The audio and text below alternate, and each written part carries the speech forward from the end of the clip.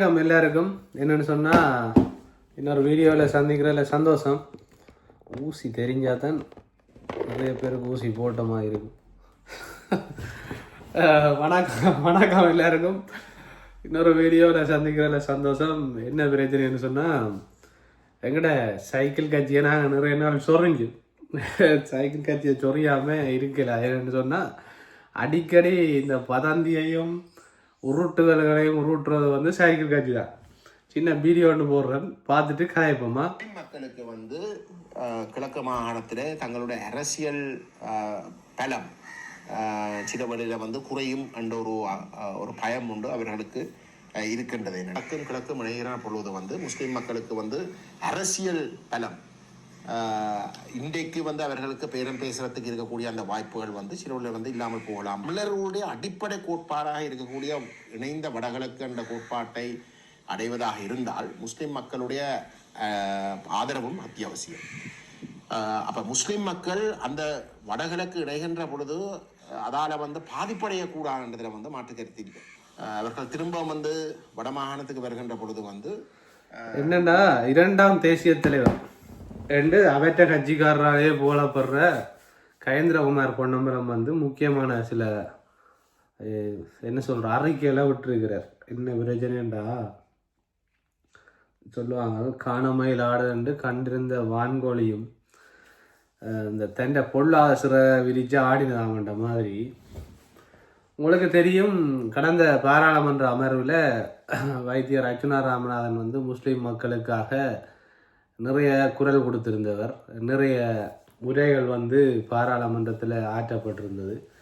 அதை விட இப்போ கிட்ட மட்டக்களப்பிலையோ திருவண்ணாமலையில் வைத்தியசாலையில் முஸ்லீம் பெண்கள் ஒரு வைத்தியரால் மிரட்டப்பட்டது சம்பந்தமான ஒரு எச்சரித்து ஒரு பதிவொன்றையும் பதிவிட்டிருந்தவர் யூடியூப் தளத்தில். இதையெல்லாம் பார்த்து கொண்டு வந்த கயேந்திரகுமார் பொன்னம்பலம் அவர்களுக்கு வந்து தானும் ஏதாவது கதைச்சு முஸ்லீம் மக்களுக்குடைய மனசில் வந்து இடம் பிடிக்கணுமென்ற ஒரு சின்ன ஒரு ஆசை உண்டு அதுக்கு வந்துட்டு. சரியோ, இப்போ அவருக்கு என்ன பிரச்சனைன்னு சொன்னால், அவற்ற பிரச்சனை என்னன்னு சொன்னால், அர்ச்சுனா ராமநாதன் எங்கே போனாலும் எவ்வளவுதான் வதந்திகள் எவ்வளவுதான் பிரச்சனைகள் வந்தாலும் எவ்வளவுதான் நாங்கள் கிண்டி விட்டாலும் பதவியில் இருந்து அவரை தூக்கணுமென்று வழக்கு போட்டாலும் நாங்கள் சிங்களவரை வச்சு சிங்கள மக்களை வச்சு சிங்கள ஒரு நபரை வச்சு நாங்கள் வழக்கு போட்டாலும் அவர் வந்து மனமுடைஞ்சு போகிற மாதிரியோ அல்லது சோர்ந்து போகிற மாதிரியோ அல்லது இதை எனக்கு ஃபீல் பண்ணுற மாதிரியோ இல்லை. என்றால் வந்து கம்பு மாதிரி நிற்குது. என்ன செய்தாலும் ஏதாவது செய்துட்டு அடுத்த கட்டத்துக்கு போய் கொண்டிருக்கு. இப்போ இவையலால் அப்படி முடியாதானே. அப்போ இவன் வந்தோண்டு மயிலட்டி அல்லது தையட்டி, இப்போ மயிலட்டியையும் தங்களை சொந்தமாக்கிட்டாங்க போல கிடாக்கு. மயிலட்டி மக்களுக்கு ஏற்கனவே ஒரு வீடியோ போட்டிருக்கேன். உங்களோட போராட்டங்கள் வெல்லணுமென்று சொன்னால் இந்த சைக்கிள் கட்சி, சிறுதரன் உட்பட்ட அந்த கட்சிகள், இந்த மஞ்சள் சேட்டுக்காரர் இவை எல்லாரையும் உங்களோட போராட்ட களத்திலேருந்து துரத்தி போட்டு நீங்கள் தனியாக போராடுவீங்களா இருந்தால் உங்களோட போராட்டங்களுக்கு ஒரு வெற்றி கிடைக்கும். அது சம்பந்தமாக பாராளுமன்றத்தில் குரல் கொடுக்கறது வைத்தியர் அர்ச்சுனா ராமநாதன் தான்.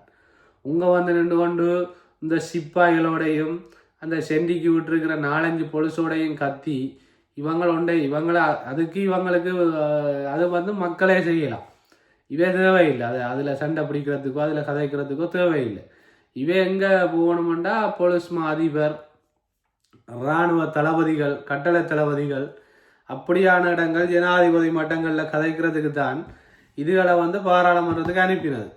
ஆனால் இதுகளை என்ன செய்யுமெண்டா அங்கே நின்று கொண்டு ஜாதிவாதி போலீஸே ஒழிக, ஜாதிவாதி போலீஸ் ஒழிகண்டு அங்கே நின்று கொண்டு போலீஸ்காரனை கோவப்படுத்தி பிறகு நாளைக்கு அதால் ரோட்டால் போயிருக்கா அதில் நின்ற மக்களுக்கு தான் அடிவிடும். இவியல் எல்லாம் குண்டு துளைக்காத வாகனங்களில் போய் சேர்ந்துக்கணும். அது ஒரு இப்போ இவர் என்ன சொல்ல வர்றார் அந்த ஐயா, முஸ்லீம் மக்களுக்காக தான் குரல் கொடுக்குறாராம். மற்றது இந்த வடக்கு கிழக்கை வந்து இணைக்கணுமென்று அவருக்கு ஒரு ஆசை இருக்கான். விளங்குதா? வடக்கு கிழக்கை இணைச்சு இவர் முதலமைச்சராக வாராரோ அல்லது இவர் நிப்பாற்ற யாரோ ஒருத்தரை முதலமைச்சராக கொண்டு வராரோ என்று சொல்லி ஒரு இது இருக்காம், ஒரு ஆசை இருக்காம். அது இணைக்கப்படணுமா, முஸ்லீம் மக்களுடைய அரசியல் எதிர்காலம் வந்து பலமாக இருக்கணுமா. நான் என்ன சொல்ல வரேன்டா, என்ன கூட்டணி அது மக்கள் பேரவையோ தேசிய மக்கள் பேரவையோ அந்த பேரவைக்கு முதல் பலத்தை உருவாக்குங்க சரியோ. இப்போ நீங்கள் சர்வதேச அரசியல் கதைக்கிறதுக்கு முதல் தேசிய அரசியல் கதைக்கிறதுக்கு முதல் உங்களோட கட்சியில் இருக்கிற பேரவைக்கு இதை உருவாக்குங்க, பலத்தை உருவாக்குங்க. பலத்தை உருவாக்கி உங்களோட கட்சியை ஸ்ட்ராங்காக வச்சிருங்க. இந்த வெறிகாரர் குடிகாரர் குடிச்சு போட்டு போன எடுத்து இப்போ வைத்தியர் அர்ச்சனாவோட கதைச்சாக்கள் எல்லாம் இருக்கணும் இல்லை உங்களோட கட்சியில் முதல் அவைகளை எல்லாம் வெளியேற்றி அவைகளை இப்போ வெறி தெளிகிற மாதிரி முழுக பார்த்து தேசிக்காயில் தலையில் தேய்ச்சி ஆக்களை கொஞ்சம் வெறியெல்லாம் தெளிய வச்சுட்டு அதுக்கு பிறகு நீங்கள் என்ன செய்யுங்கன்னு சொன்னால் வேறு கட்டத்துக்கு வாங்க. இப்போ நீங்கள் வைத்தியர் அர்ச்சுனா கதைச்சிட்டாருன்றதுக்காக இப்போ இவன் எதுவுமே ஒரு விஷயத்த மக்கள் புரிஞ்சு கொள்ளணும். சொந்தமாக இவங்களோட மண்டைக்குள்ளே இருந்து எதையுமே யோசிக்கிறதில்லை. இப்போ தெரியும் பரவலாக நிறைய முஸ்லீம் யூடியூபர்ஸ் முஸ்லீம் சமூகத்தில் முஸ்லீம் மக்கள் நிறைய பேர் வைத்தியர் அர்ச்சுனாவுக்கு ஆதரவு கொடுத்து கொண்டு வரணும். அப்போ அந்த ஆதரவில் கொஞ்சமாவது ஒரு 100% ஆதரவு வைத்தியருக்கு கிடைக்குதுன்னா எனக்கு ஒரு 1% எடுக்கணுன்றதுக்காகத்தான் இந்த கருத்து விளங்குதா. இல்லைன்னா இவருக்கு இப்போ நேரம் இல்லை. இவர் இப்போ வெளிநாடுகளில் எங்கேயாவது ஒரு இடத்த நிற்பார். ஆனால் இவர் என்ன செய்கிறாருன்னு சொன்னால் வைத்தியர் அர்ச்சுனாவுடைய அரசியலை சரியாக பார்த்து கொண்டிருக்கார்.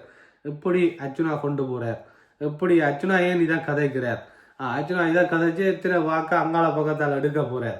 இப்போ முஸ்லீம்களோட வாக்கெல்லாம் முஸ்லீம்களுக்கு குரல் கொடுத்தா இப்போ யாழ்ப்பாணத்தில் இருக்கிற 5000 6000 10,000 முஸ்லீம்களுடைய வாக்கு அர்ச்சுனாவுக்கு போகுது என்றதான் இவற்றை பிரச்சனை. இப்போ இவன் சமூகத்தை ஒன்றிணைக்கிற ஆக்களாக இருந்தால் இன்றைக்கு வரைக்கும் தையீட்டில் நின்று சண்டை பிடிச்சு கொண்டு நிற்க மாட்டோம். என்ன செய்யணும்னா அந்த மக்களுடைய விஷயத்தை நேராக கதைச்சு அதுக்குரிய தீர்வு எது முதல் கிடைக்குமோ வாங்க வேண்டிய காணிகளை வாங்கி கொடுத்து அந்த பிரச்சனையை சால்வ் பண்ணி மிச்ச காணிக்குரிய அலுவல்களை பார்த்து அவங்களோட கையிலையோ காலிலையோ விழுந்து அதில் போய் நின்று கொண்டு வார சிங்கள ஜனத்தோடையும் வார அதில் நிற்கிற பொலிஸ்காரரோடையும் நின்று கொண்டு இன்னவாத பொலிஸே அத்தடா இதடா நீ அப்படிடா இப்படிடான்னு கத்த மாட்டினான். இப்போ இந்த பிரச்சனையை முடிச்சு சமூக நல்லிணக்கத்தை உருவாக்குறதுக்கு யோசிப்பினமாக இருந்தால் என்ன செய்யணும்னு சொன்னால் அந்த மக்களை கொஞ்சம் அமைதிப்படுத்தி போட்டு கதைக்க வேண்டிய இடங்களில் கதைச்சு அந்த காணிகளை வாங்கி அவையிட்ட கொடுத்து இருக்கிற முதலாவது அந்த பன்சாலை பக்கத்தில் ஒரு குடியேற்றத்தை செய்திருப்பாங்க.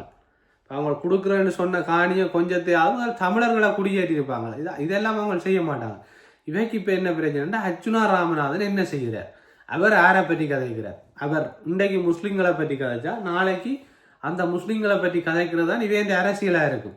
என்னன்னு சொன்னால் வைத்தியர் அர்ச்சுனாவுடைய அரசியலை உடைக்கணும் அல்லது அந்த வாக்கு வங்கியை சரிக்கணும். அது கஷ்டம். இப்போ என்ன பிரச்சனைண்டா வாக்கு வங்கிக்காக போராடுற உங்களை மாதிரி ஒரு சிலர் வாக்கு வங்கிக்காக எந்த நேரமே ஒரு குறிப்பிட்ட இடத்துல நிற்பினோம். இது வாக்கு வங்கிக்கான அரசியல் இல்லை. இது மக்களின் மனசுல இருக்கிறத கதைக்கிற செய்கிற ஒரு அரசியல். அப்போ எந்த நேரமுமே மக்கள் அங்கே தான் பார்த்து கொண்டு இருப்பின மொழியோ உங்களை பார்த்து கொண்டு இருக்க மாட்டேன்.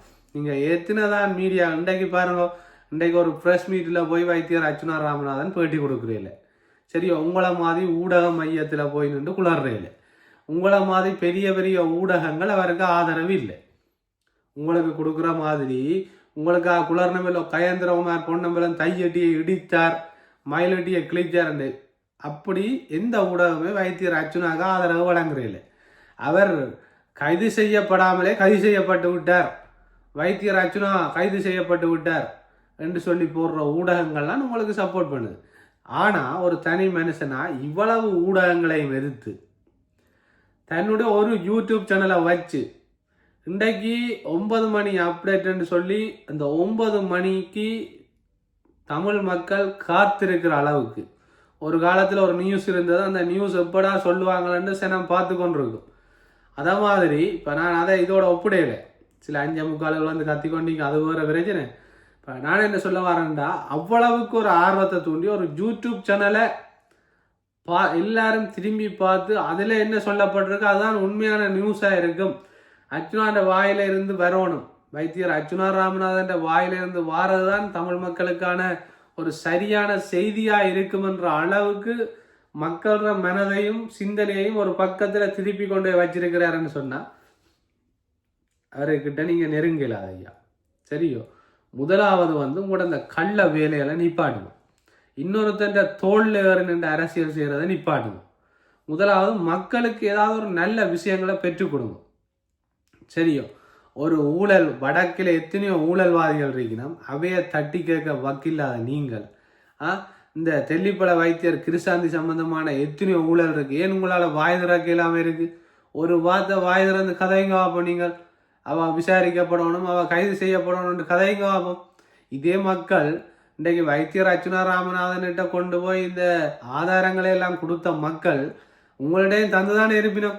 இது சம்பந்தமாக கதைக்காமையா விட்டுருப்பினோம், கட்டாயம் கதைச்சிருப்பினோம். இவ்வளவு காலமும் நீங்கள் மூடி வச்சிருந்தீங்க. இன்றைக்கு அவர் ஃபைலை திறந்தோன்னா ஃபைலுக்கு என்ன இருக்குது, ஃபைலுக்கு ஆதாரம் இருக்குது தானே, கொண்டே காட்டலாம் தானே, வாயிலே ஊற்றணும், நல்ல ஆழம் குத்தி இருப்பாங்க, அது வேற பிரச்சனை, வெளியே இல்லையா.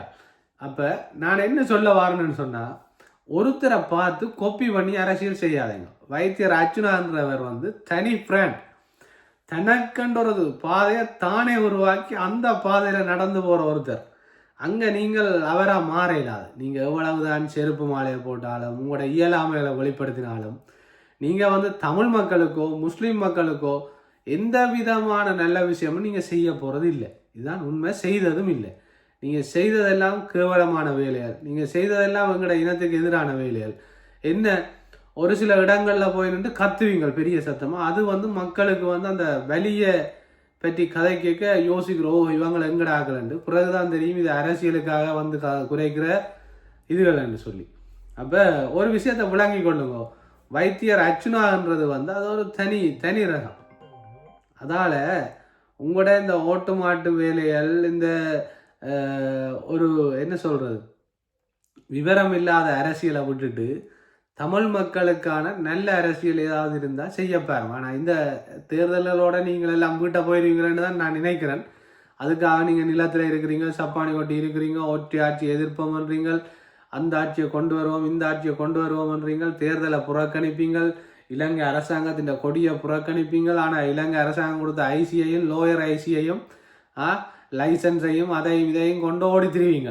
உங்களோட உருட்டுகள் என்ற மக்களை சொல்லுவீங்கள், ஒன்றும் பாவிக்க கூடாதுன்னா நீங்கள் எல்லாம் செய்வீங்க. கொழும்பில் சொத்துக்களை சிங்களான பேர்ல எழுதி வைப்பீங்க. உங்களை எல்லாம் என்ன செய்யறது?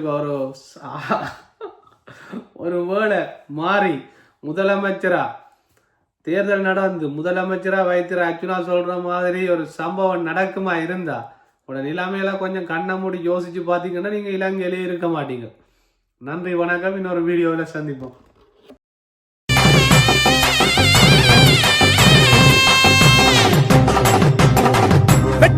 சிரிச்சு வருது, சுத்தித்தான் போடுங்கடா, சுட்டும் விரல் அசைவ கொஞ்சம் உத்துத்தான் பாருங்கடா, தடை வென்று வருவோம் ஒற்றுமையாகுங்கடா, எட்டும் வர எட்டி நடக்கட கட்டளை கெடுங்கடா.